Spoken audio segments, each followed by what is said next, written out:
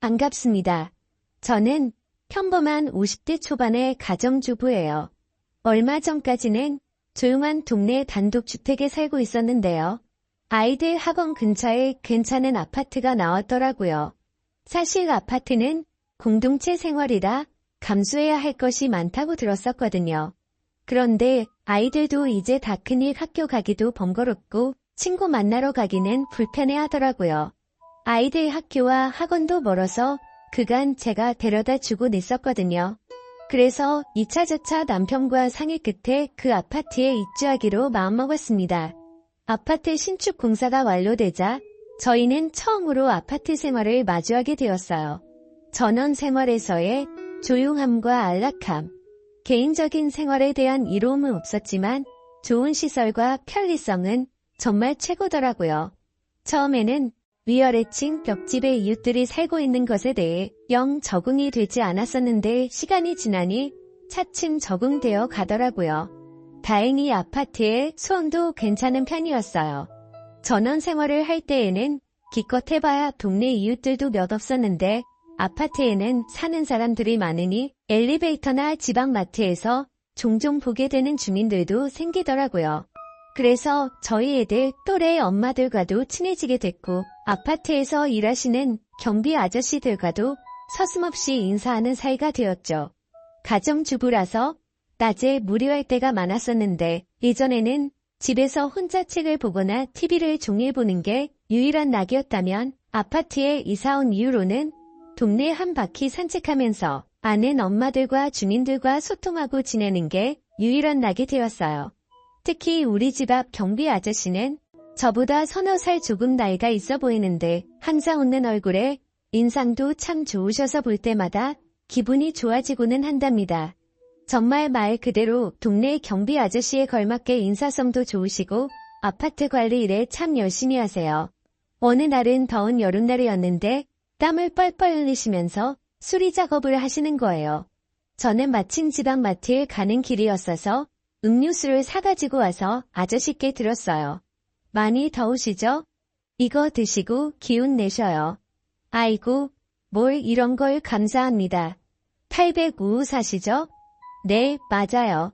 아이들이 거의 다 컸다 보니 낮에는 저 혼자만의 시간이 많네요. 그러시겠어요. 심심하시면 산책도 하시고 경비실에 오셔서 얘기 나눠보아요. 그럴까요? 제가 내일은 수박 썰어 가지고 와야겠어요. 경비 아저씨는 수박까지 가져오시냐며 괜찮다고 했지만 아저씨와 소소한 대화 나누는 것도 재미있었고 더운 날 고생하는 분께 잠시나마 휴식을 드리고 싶더라고요. 그래서 다음 날 말한 대로 수박을 잘라 가지고 와서 경비실로 향했습니다. 가고 있는데 지상 주차장에서 시끄러운 소리가 나더라고요.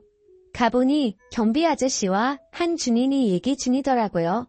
그런데 주민의 언성이 높아지면서 아저씨에게 사태질을 하며 오라고 하고 있는 게 아니겠어요? 걱정이 돼서 얼른 가고 왔습니다. 가보니 주차 문제로 화난 중년의 남성 주민에게 경비 아저씨가 나서서 말린 이 괜히 불똥이 아저씨에게 튄 듯 보였습니다. 그때 난감해하고 있는 아저씨에게 주민이 욕을 하며 어깨를 밀치는 거였습니다. 저기요. 이분은 아파트를 위해 일하는 분이시고 그에 따라 설명해 주신 것뿐인데 이분이 무슨 죄가 있으신가요? 경비 아저씨라고 압대하시면 안 되지요. 사과하세요. 당신이 뭔데 이래라 저래라. 부인이라도 돼요?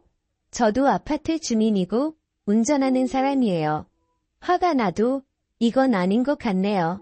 사과하시죠.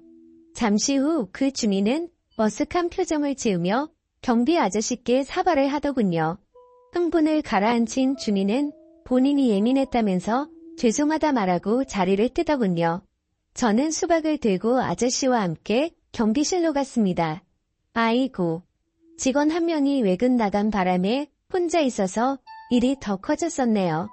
별일 아니에요. 이 일하다 보면 이런 일 수두룩 한답니다. 아무튼 고맙습니다. 갑질도 아니고 저런 식은 지나칠 수 없었네요. 기죽지 마시고 힘내세요. 아저씨. 평소 늘 웃는 표정이 아저씨였었는데 그날은 회의감이 되셨는지 속상한 기색이 엿보였습니다. 아저씨와 수박을 먹고 있는데 그때 아저씨에게 전화 한 통이 걸려왔어요. 딸이더군요. 딸이 대학생인데 공부를 열심히 잘한다고 하더라고요. 이번에 장학금도 타왔다고 하더군요. 경비 일을 하시는 아버지 보고 조금만 참으시라며 본인이 졸업하고 취업해서 용돈 많이 드릴 거라고 하더라고요. 알고 보니 아저씨는 오래전부터 아내와 사별했고 딸 하나를 홀로 키웠다고 해요. 남자 혼자서 딸을 키웠으니 얼마나 고생이 많았을까요? 생각해보니 딱 하더라고요. 그리고 열심히 살아온 경비 아저씨가 대견해 보이고 응원해주고 싶었어요. 그래서 좋은 말 많이 해줬습니다. 그날 이후로 저희들은 친구처럼 더욱 가까워진 것 같았어요. 낮에 시간 나면 음식을 들고 그곳에 찾아가곤 했습니다. 동시간대에 같이 일하시는 분이 계실 때 더욱 화기애애해졌는데 그분이 좀 화통하고 지부진 면도 있으시더라고요. 어느 날은 저희 둘이 연인 같다며 만문감을 하시는 거예요. 그런데 아저씨는 어쩌고 하면서도 기분이 싫지 않은 듯 보였어요. 저도 왜 그런지 모르겠는데 싫지 않더라고요. 그렇게 하루하루 지날수록 아저씨와 자주 만나다 보니 집에 있는 바깥 양반보다 하루를 함께하는 시간이 더욱 긴 것처럼 느껴지더군요. 하긴 우리 남편은 아침과 저녁 늦게 밥 먹을 때만 보잖아요. 요새 아저씨와 나누는 대화가 재밌고 그 시간이 너무 좋은 나머지 남편은 뒷전이 되더군요. 한 번은 남편이 조금 일찍 퇴근한다고 했었는데 아저씨와 대화하느라 시간 가는 줄 몰라서서 깜빡 잊은 게 아니겠어요? 그래서 후다닥 집에 가서 대충 있는 반찬으로 저녁을 주기도 했네요. 남편에게 한 소리 들었습니다. 근데 남편이 바람났냐며 요새 제가 들떠 있어 보인다는 거예요.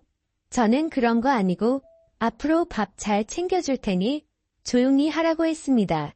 저는 그때까지만 해도 그냥 단순히 좋은 친구 한 명 생긴 거라 생각했거든요. 그런데 사람이 마음을 한 번 먹으면 확연히 달라지기도 하는가 봅니다. 문제 그날이었어요. 제 마음속에 진심을 확인하게 된 날이요. 남편이 출근을 하고 11시쯤이었을 거예요. 어느 때처럼 아침 뉴스를 보며 청소기를 돌리고 있었어요.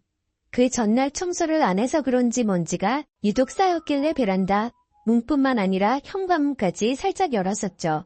그런데 그게 화근이었네요. 이상하게 인기척이 들려서 현관 쪽을 바라보았는데 정말 기겁을 했네요. 전단지를 돌리고 있던 어떤 한 남자가 슬금슬금 현관 안으로 들어온 거예요. 그런데 단순히 호기심이었는지 다행히 제가 소리를 지르니 바로 뛰쳐나가더라고요. 새 아파트이고 공동현관 비밀번호도 있는 집인데 누군가 들어올 거라는 건 상상도 못한 일이었어요. 저는 너무 놀라 주저앉았고 잠시 후 경비 아저씨에게 호출을 했어요.